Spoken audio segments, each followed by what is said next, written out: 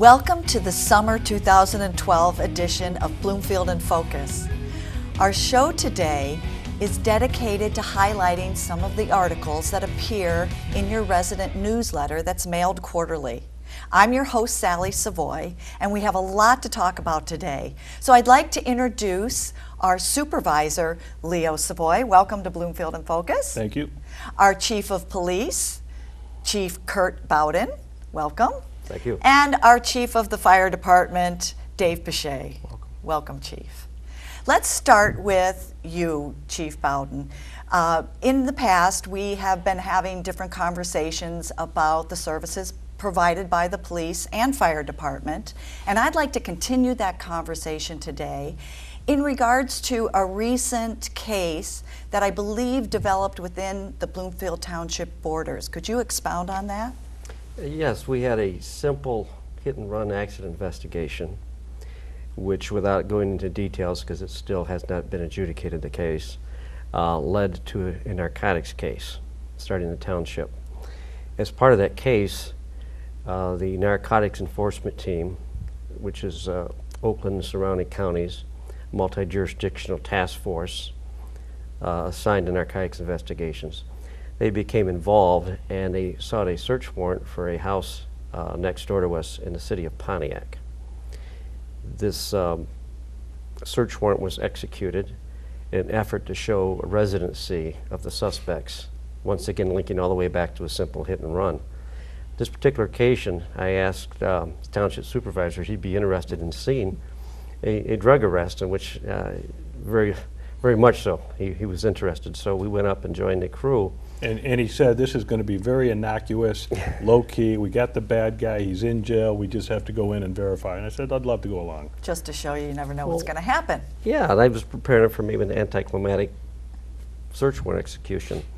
So we went up there with the raid team. Our canine officer joined us. They went up, served a warrant at the door, but we interrupted a drug deal right next to the house at the same time, which led into a pursuit through the city of Pontiac by county deputies, our canine officer, and then myself and supervisor joined them on the easterly of where the raid was taking place, and got to get a close-up view of that entire process, including the dog being released and pursuing the suspect. One of the suspects, they bailed out of a car when they were being stopped, and the subsequent arrest of that suspect. Well, and actually what happened there is when we pulled down a street and we see the bad guy running through the neighborhood, well, immediately he sees us and he goes off in the other direction. And he's a good 40, 50, 60 yards from us. We're still in the car, and he's going to get away. But right behind him is, what's our dog's name, Rico? Here comes Rico, and it immediately ended the situation. This guy jumped the fence, laid on the ground, and if you never seen the dog in action, this guy was not going to mess with the dog, and No, he wasn't. and he wasn't going to outrun him either. Well, I think that's a great example of both our multi-jurisdictional task force, our canine unit, and how it helps our public safety. Those are great services provided by our Bloomfield Township Police Department. And another thing I'd like to bring up is recently we seem to have had a rash of traffic fatalities. Yes, we actually had 3 in a month period of time. Over the years, injuries and fatalities have gone down tremendously with the new engineering of the highways, the design of the cars, the seat belts, airbags, the entire thing, but we still can't eliminate the human error part. The first fatal accident was caused by a very young driver running a red light. The second was a driver that was intoxicated, changing lanes, speeding, and also ran a red light. The third one was a middle-aged motorist that was not wearing her seatbelt properly. So all 3 resulted in violations of the law, and that's why it's so important to have very aggressive, very open traffic enforcement on the highways. And with that said, we have some tape on location with Officer Jim Gallager and our on-location correspondent, Lynn Golander. So let's go to Lynn. Thank you, Sally. Officer Gallager, I understand that there are many forms of patrol that you use. Can you tell us about that? Well, I'll kind of walk you through my daily routine. We don't have any specific duties every day.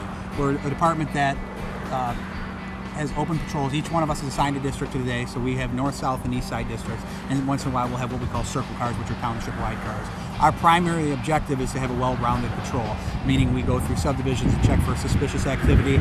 We're visible to our residents. We also do traffic enforcement, which we'll show later a demonstration of speed, of what our neighborhood patrols are like. You know, we sit in neighborhoods where there's complaints of stop sign violations, speeding violations, any type of traffic violation. There could be parking problems. So speeding is obviously a problem, right? Speeding is one of our major problems. And being impaired, alcohol, drugs, anything like that is also a problem. That Those is are probably correct. the big things you look for? Yes, we probably arrest several drunk drivers a week. Okay. Distracted driving, we try to prevent it. So tell me, what are the most dangerous places for these traffic violations you were talking about? Typically, most of our fatal accidents or serious injury accidents are on the major roads. Telegraph, Square Lake, I-75, and Woodward. Those are major, thoroughways that access all of southeast Michigan. So that's predominantly where we see our accidents, our fatalities. In the month of May alone, we had 3 fatalities out of 4 weekends. Wow, and that's a lot for the township, isn't it? There seemed to be an increased number. It goes in spurts, but it does seem like that was an increase in number. But surrounding areas also had an increased number, it appeared to us. Wow. And a lot of that was caused from distracted driving, teenage drivers driving on cell phones. Alcohol played a role in some of those crashes. Absolutely. Well, why don't we go on over to Telegraph and you can show us how you keep us all safe. Okay, let's go.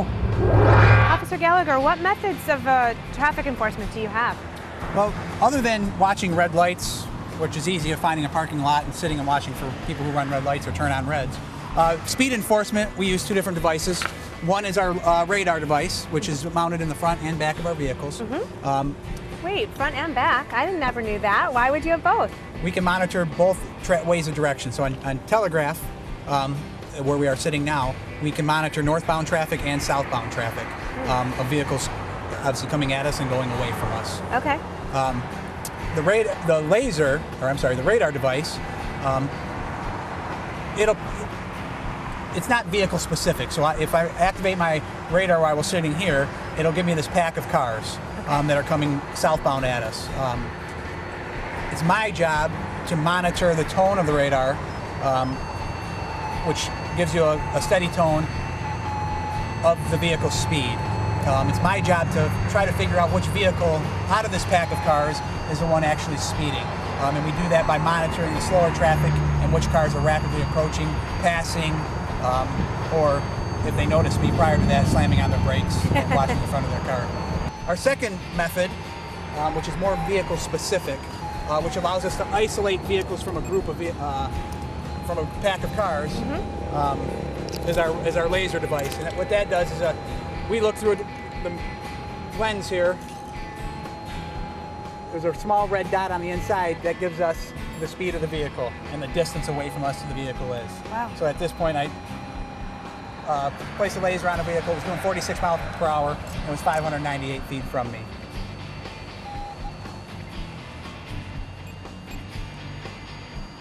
The benefit to this, obviously, is vehicle specific. We can, out of a pack of cars coming at us, if we see a vehicle that appears to be speeding within that pack, we can obtain their speed.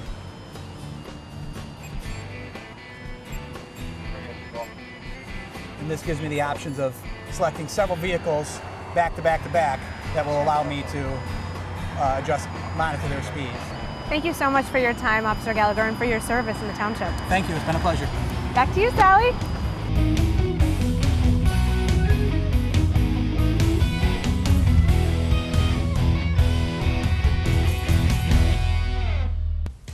We're back now, and I'd like to move on to Chief Pichet. Chief, we've had also a number of house fires recently in the township. Could you give us a brief overview and how important that response time is by our firefighters? Yeah, sure. We've had probably about 5 to 6 major house fires here over the last couple months in the township, and some of them were greater losses than others, but at the end of the day, in order to have a positive outcome with these house fires, it all revolves around our response time and our manpower. In the township here, we have 4 fire stations that are strategically placed throughout the township that are manned 24 hours a day, 7 days a week, every day of the year, to have that quick response to the 911 call for these house fires. So in order for us to, again, save as much as we can possibly save on these homes, we need to get there as soon as possible. If we can get a response somewhere around 4 to 6 minutes, we're falling in with that national average of what we need to do. So currently, with what we have in terms of services being provided, we're able to do that at this point. Hey, Chief, I was out at almost every one of those fires, and it's amazing the difference. And 2 of them were complete losses.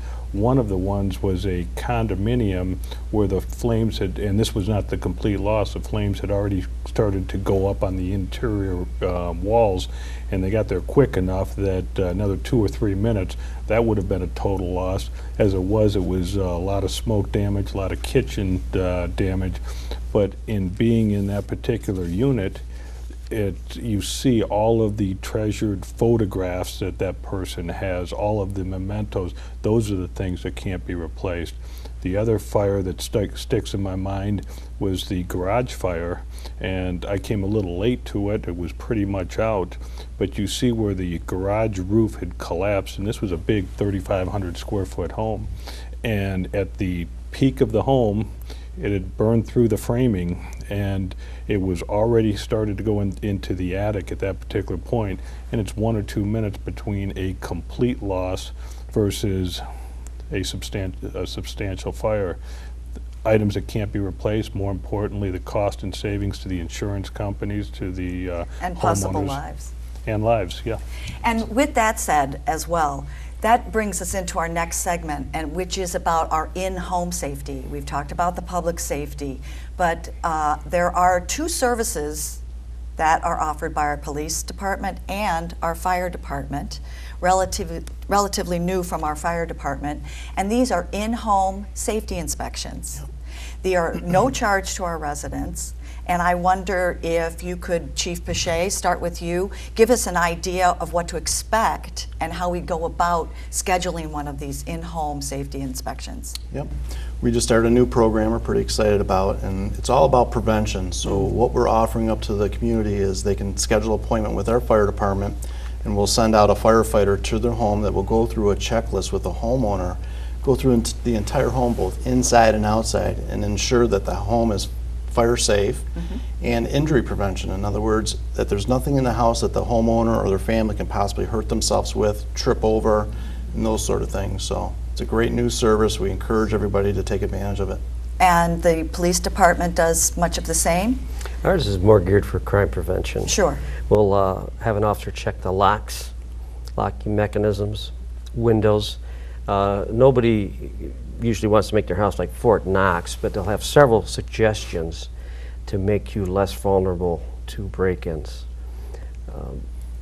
And these are things that you can do individually, or if you wanted to work with a neighborhood association and do it collectively, go in and first talk to the residents. We went on one a couple of weeks ago, and then schedule appointments within the neighborhood association, so everybody's on board and they all get the ideas of watching each other's homes, what's normal, what's not normal, things like that. Exactly. We also are fortunate to have some on-location tape with Lynn and one of your fire inspector, Pete Vlahos, Yep.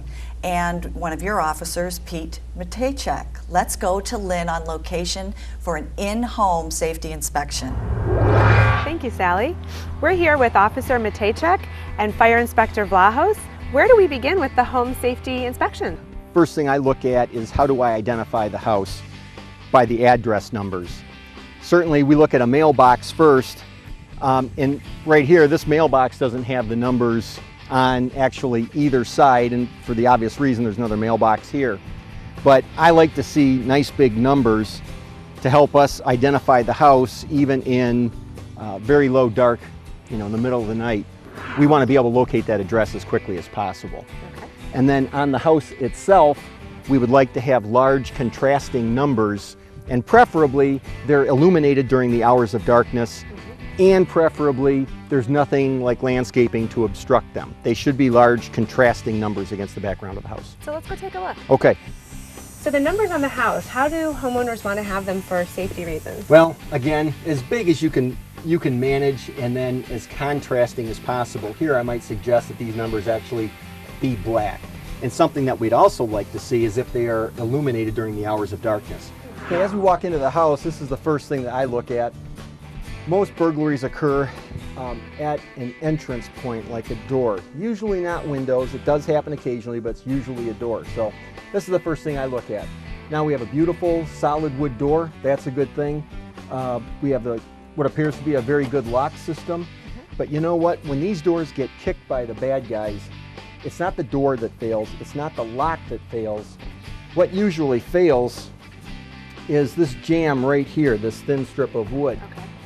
By doing something as simple as adding screws that are 2 inches to 2.5 to 3 inches long, you are now biting into the 2x4 that frames out this door, Okay. making it much stronger.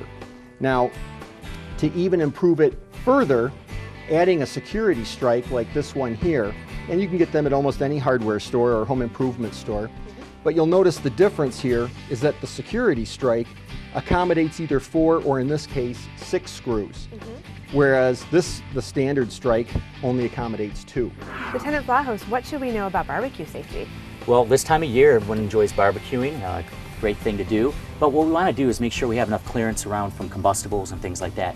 As you can see in this picture here, we've got a overhang with a soffit that's made out of wood. This could radiate heat quite a bit, could start a fire, maybe start to heat that up, and over time it could start a fire.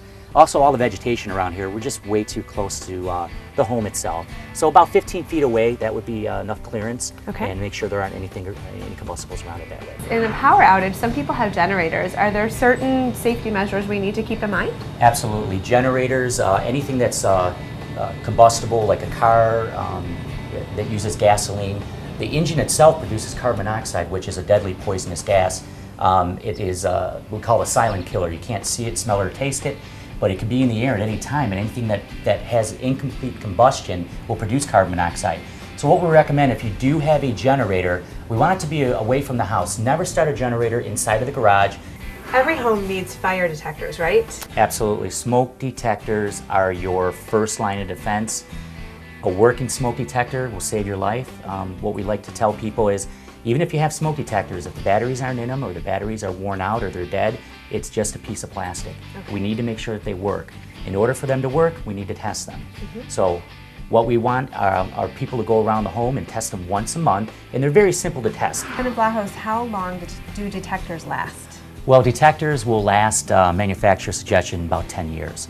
So if your home is more than 10 years and you're not sure how long they've been there, you should change them out. Okay. The battery operated ones are very easy to change out because it's just a couple screws holding them in. The hardwired ones are a little bit more difficult because they do have wires that need to be hooked up, so you should have a licensed electrician do it. But here's a very good example of one in the bedroom here that's working. Every bedroom should have a smoke detector. That's the new code now.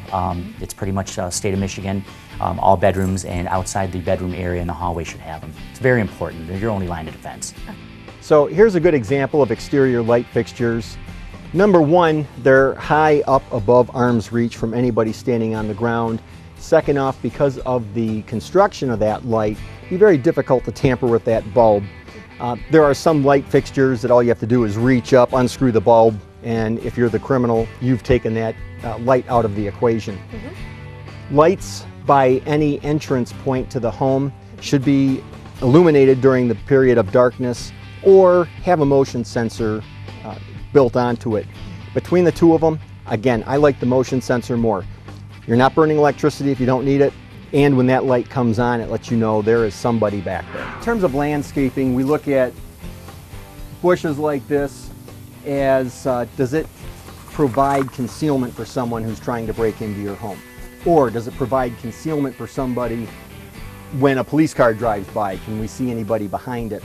As a rule of thumb, and we can look at these windows here, although this is a rather extreme example, we want the bushes to be 36 inches high or windowsill height, whichever is lower. Okay. So again, we just want to take away that area of concealment.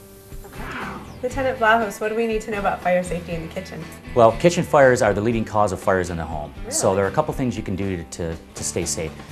One is anytime you have like a toaster or a toaster oven or anything like that that's going to produce heat, heat wants to rise. So you have to have it away from underneath the cabinets and away from anything else that's combustible. Here, this is a perfect example. We have some damage to the cord here that may have been done by heat. Okay. So actually this machine here should be thrown away.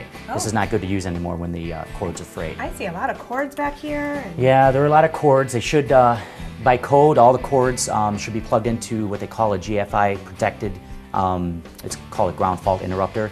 And those are the special types of plugs that in case it gets water on it, instead of getting shocked, they'll shut down. Something I also noticed over here of a security nature is almost everybody has a telephone box, a junction box outside their home. Now, this isn't necessarily a bad thing, but if you have an alarm system, typically it's connected to the phone lines, and that's how the alarm system calls for help when the alarm is tripped. Consequently, the wires are susceptible to cutting here. Now, this doesn't mean it's the end of the world. If you have an alarm system, getting a simple radio backup for your alarm system will allow the alarm to call for help even if the phone lines are either cut or otherwise inoperative.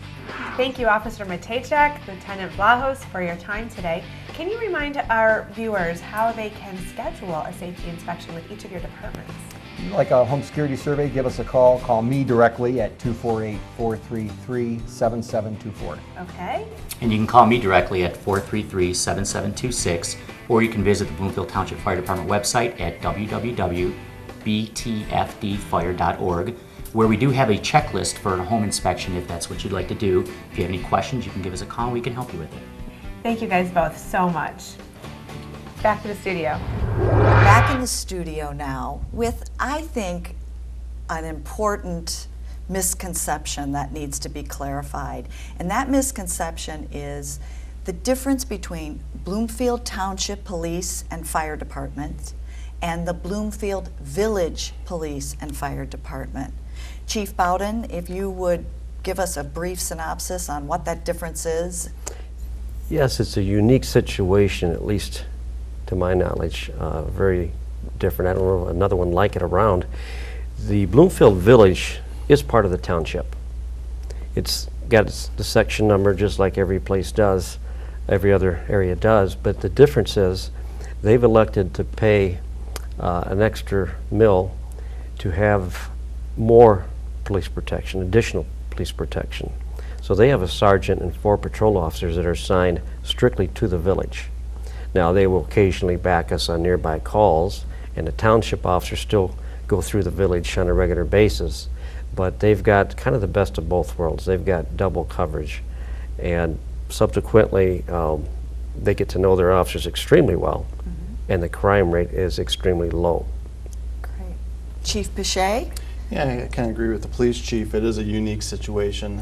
In terms of the fire department, though, the Bloomfield Village Fire Department is a volunteer fire department. They have a full-time fire chief who works Monday through Friday from 8 a.m. to 5 p.m. But the Bloomfield Township Fire Department is the primary fire department and EMS services to the village citizens. The village fire department simply supports us once we're on scene, but they only do fires. They don't go on any EMS calls in the village. Our fire department, Bloomfield Township, provides that service. I see. And I do believe you were at the Bloomfield Village Fire Department recently. Yep, we were there yesterday on location with Chief Gauthier.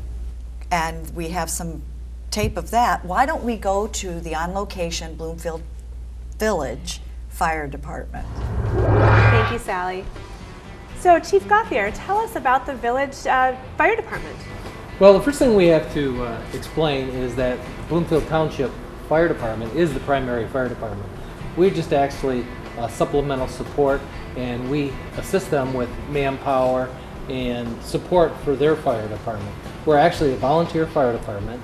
We have 17 volunteers and myself, which is full-time, and we respond during the day when I'm here, and the volunteers respond when they're available. So we're a volunteer fire department. Okay, so not anything like a firehouse with the pole in it and people here 24/7, right?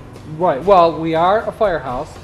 We are available 24/7, but we don't have manpower on staff 24/7 like you do at the township. The township has 24-hour coverage on duty all the time. Okay, so Chief Pichet, tell us how the township fire department works. In the township, we have 4 fire stations that are strategically placed throughout the township, and they are manned 24 hours a day, 7 days a week, every day of the year. All the fire stations are staffed with firefighters/paramedics. They're cross-trained to do not only firefighting, but also to provide EMS and advanced life support service to the township residents. Okay, so what happens when a fire call comes in from the village? Well, when a fire call comes in from the village, it gets dispatched through the dispatch center down at the township. So the township actually controls all of the fire calls. So when they come in, the township fire department gets the call and it gets transferred over to the village. The township responds to all the calls in the entire township and the village. The village volunteers, if they're available, will respond to the citizens just inside the village. Wow, it sounds like a real example of teamwork, huh? It is, and the village fire department wouldn't be here if it wasn't for having the Bloomfield Township Fire Department. So what happens when an EMS call comes in from the village? Well, the volunteer fire department strictly supports fire calls. We don't handle any EMS calls at all, but the township does, and maybe Chief Pichet would like to answer that. Yeah, when an EMS call comes in, the township dispatches the closest appropriate station to come into the village and deal with the run. All of our fire stations, as I was saying before, all the firefighters are cross-trained as firefighter paramedics. So they'll send a rescue truck along with a fire engine and 4 paramedics, firefighters, to assist on that medical. Now back to you, Sally. Welcome back to Bloomfield in Focus. I think today we've had some very good examples of our services that help our public safety as well as our in-home safety. And Supervisor Savoy, would you have any closing remarks? Well, this has been absolutely great, letting everybody know the different services that we all offer, police, fire, the township as a whole. We've been focusing on police, fire. Last show we talked about EMS for a great deal. And a good reason for it is we've got the public safety millage. It's coming up August 7th. We hope that everybody stays informed, gets informed, and more importantly, everybody gets out there to vote. It's very important for police, fire, and the safety of all of our residents here within the township to maintain what we have. It's a renewal. It's not a new tax. It's something that keeps all of these services available to all of us. Well, thank you very much for being here today. It's always great to be here. And same with you, Kurt Bowden. Well, thanks for having me. And Chief Dave Pichet. Thank you. And to all of you that were part of our on-location shot, thank you. See you next time on Bloomfield in Focus.